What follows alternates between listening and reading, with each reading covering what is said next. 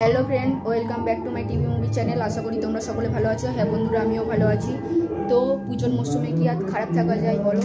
আজকের অনেক দিন বাদে একটা ব্লগ ভিডিও নিয়ে চলে এসেছি। তো সেই ব্লগ ভিডিওতে আমি দেখাবো যে এই দুর্গা পূজার এই 5টি দিন কি করে মা দুর্গার আরাধনা করা হয়। মা যখন শ্বশুরবাড়ি থেকে বাপের বাড়ি আসে তখন তার কীভাবে আরাধনা করা হয় সেই 5টি দিন আমি দেখাবো। 5টি দিন যথা হচ্ছে ষষ্ঠী, সপ্তমী, অষ্টমী, নবমী, দশমী। আজ হচ্ছে মহাষষ্ঠী। মহাষষ্ঠীর থেকে আমার তরফ থেকে জানাই তোমাদের অনেক অনেক শুভেচ্ছা। পুজো ভালোভাবে কাটুক, ঠাকুরের কাছে প্রার্থনা করব। তো এই মহাষষ্ঠীতে যে পূজাটা হয় সেটা হচ্ছে বেলতলায় পূজা হয়।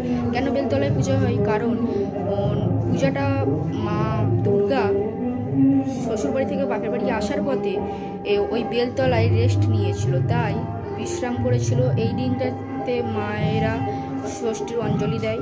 তো এখন পুজো মণ্ডপের দিকে যাওয়া যাক। পুজো শুরু হয়ে গিয়েছে, দেখাবো, চলো।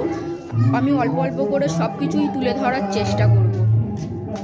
বন্ধুরা, এই যে ষষ্ঠীর পূজা শুরু হয়ে গিয়েছে। এই সব মায়েরা বসে আছে অঞ্জলি দেবে বলে। হাই করে দাও, হাই সরে যা।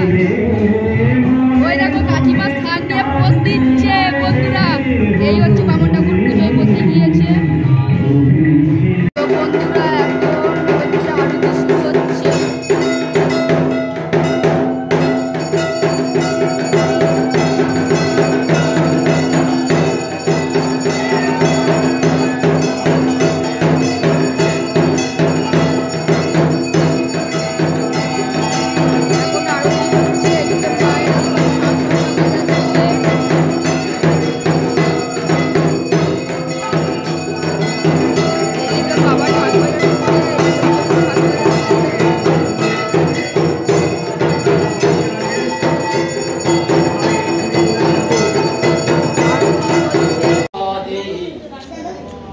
তো বন্ধুরা, এখন পুষ্পাঞ্জলি চলছে। বন্ধুরা এরকম মায়েরা পুষ্পাঞ্জলি দিচ্ছে। এদিকে এটা মা নয়, কিন্তু তাও পুষ্পাঞ্জলি দিচ্ছে।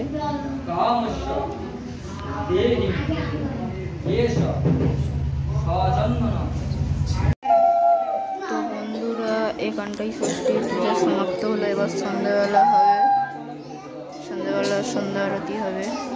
তো তখনই পারলে দেখাবো। তো বন্ধুরা, আজ মহাসপ্তমী। এই সপ্তমীতে আমি তোমাদেরকে জানাই অনেক অনেক শুভেচ্ছা। পুজো ভালো করে কাটুক। তো বন্ধুরা, এখন আমরা নবপত্রিকা স্নানে বার হবো। নবপত্রিকা হচ্ছে একটা কলা গাছের সাথে নরকম জিনিস মিলে স্নানে বার হওয়া হয়। তো এখন আমরা নবপত্রিকা স্নানে বার হব। তো চলো দেখবে, চলো। তো বন্ধুরা, এখন নবপত্রিকা স্নানে বার হওয়া হবে বলে প্রস্তুতি হচ্ছে, দেখাচ্ছি তোমাদের। এই হচ্ছে মায়েরা সব প্রস্তুতি হয়ে গেছে। এই হচ্ছে আমাদের নবপত্রিকা মানে কলা বউ। আর এই হচ্ছে আমাদের ঠাকুরটা পরে ভালো করে দেখাবো। এই ঠাকুর এসে গিয়েছে। এখন আমরা নবপত্রিকা স্নানে বার হবো, দেখাচ্ছি। তো বন্ধুরা, কলা বউ।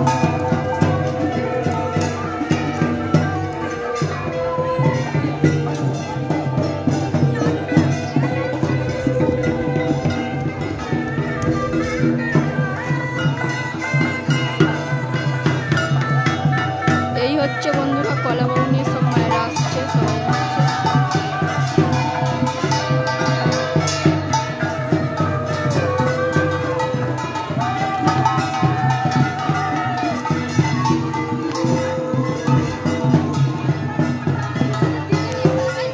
তো বন্ধুরা, এইরকম মাথা থেকে শ্রীটা নামিয়ে নিয়ে আর হাতে ধরে নিচ্ছে।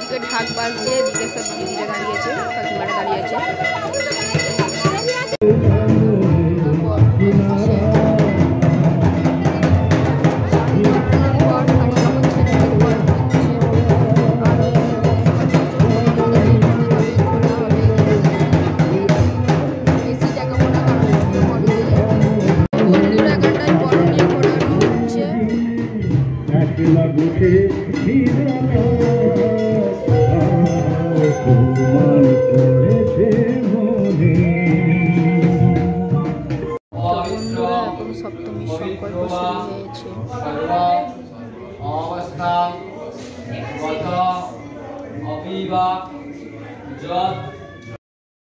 সপ্তমীর পূজা সপ্তমীর আরতি